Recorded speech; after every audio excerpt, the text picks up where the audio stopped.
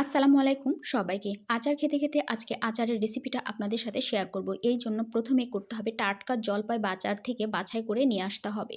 জলপাই অবশ্যই টাটকা হতে হবে, তাহলে আপনার আচারটা খুব ভালো হবে। তারপরে জলপাইটা ধুয়ে পানি থেকে আলাদা করে তুলে নিতে হবে। পানি ঝরে যাওয়ার পরে জলপাইগুলোকে বোটা ফেলে এই যে পিঠগুলা চিড়ে নিব এবং কিছু, কিছু জলপাই আমি মাঝখান থেকে কেটে মাংস একটু আলাদা করে নিব। মাংস একটু আলাদা করে নিলে হবে কি, জলপাইটা আমি যখন আচার করতে যাব জলপাইগুলো তাড়াতাড়ি সিদ্ধ হয়ে যাবে। এই টুকরা জলপাইগুলোর জন্য আস্ত জলপাইগুলো তাড়াতাড়ি সিদ্ধ হয়ে আসবে। এটা এক ধরনের টিপস।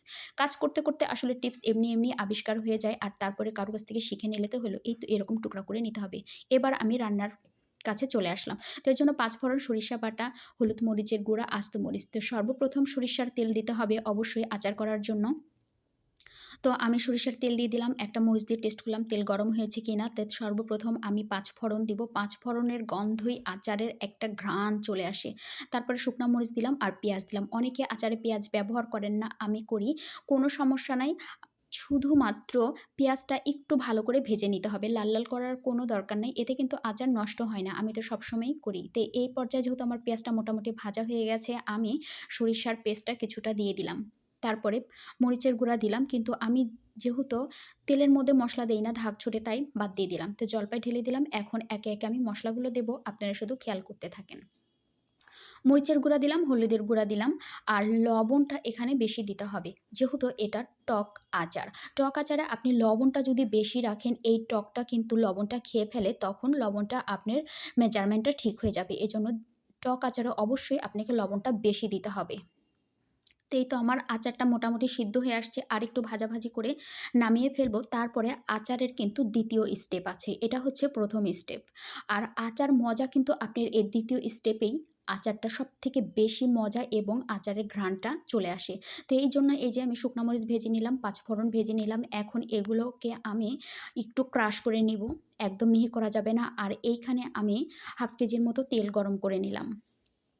তেলটা কিন্তু ফুটিয়ে নিতে হবে।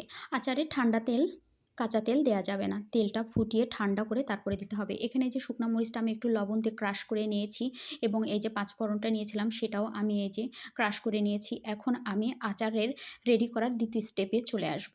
এই তো আমি আচার রেডি করার জন্য চলে আসলাম। এবার যেটা করতে হবে, এই যে মশলাগুলো আমি ক্রাশ করে নিয়েছি সেগুলো আমি এই আচারের মধ্যে দিব। তো খেতে, খেতে আমি কিন্তু চা খেতে খুবই পছন্দ করি, কারণ আমার চা খেলে আমার কাজের প্রতি অনেক এনার্জি বেড়ে যায়, কাজ করতেও খুব ভালো লাগে।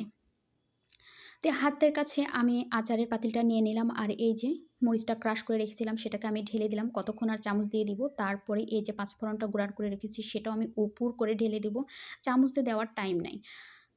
তারপরে যখন মশলাটা দিয়ে নাড়ানাড়ি করব, এই নাড়ানাড়ি করতে, করতে কিন্তু এখানে উপর দিয়ে আমি একটু তেল দিয়ে দিব। তেল দিলে হয় কি, মশলাটা খুব ভালোভাবে এর সাথে মেখে যাবে। যদিও ওর মধ্যে তেল আছে, তারপরও এক্সট্রা তেল দিলে মশলাটা খুব ভালোভাবে হোল্ড করে, এর আগেও আমি বলেছি। রান্নাটা হইছে আসলে শিল্প, যে যেভাবে সাজাতে পারেন। আমার রান্না করতে ভালো লাগে, অনেক আপুরাই কিন্তু এখন রান্না খুব শিল্প হিসেবে নেন, রান্না করতে পছন্দ করেন। তো যেহেতু আমার আচারটা রেডি হয়ে গেছে, এইবার আমি বয়মের মধ্যে এই যে তেলগুলা, আগে একটু তেল দিয়ে নিতে হবে। তারপরে আমি এই বয়মের মধ্যে আচার ঢোকাবো। নিচে কিছু তেলটা দিয়ে নিলে তাহলে আচারটা খুব সুন্দরভাবে সেট হবে। উপর থেকে তেল দিলে নিচ পর্যন্ত তেলটা পৌঁছাতেও অনেক দেরি হয়। এই তো আমার সব বয়মে আচার ভরা হয়ে গেছে। এখন আমি আপনাদেরকে দেখিয়ে দেবো, উপর থেকে সব বয়মে তেল দিয়ে দিলাম। এই আচারটা কিন্তু সারা বছর থাকবে, ভাত, খিচুড়ি, মুড়ি যেটা দিয়েই খান না কেন অসম্ভব ভালো লাগবে। তো সবাই বলবেন কেমন হলো আমার আচার। তো বন্ধুরা সবাই ভালো থাকবেন, আল্লাহ হাফেজ।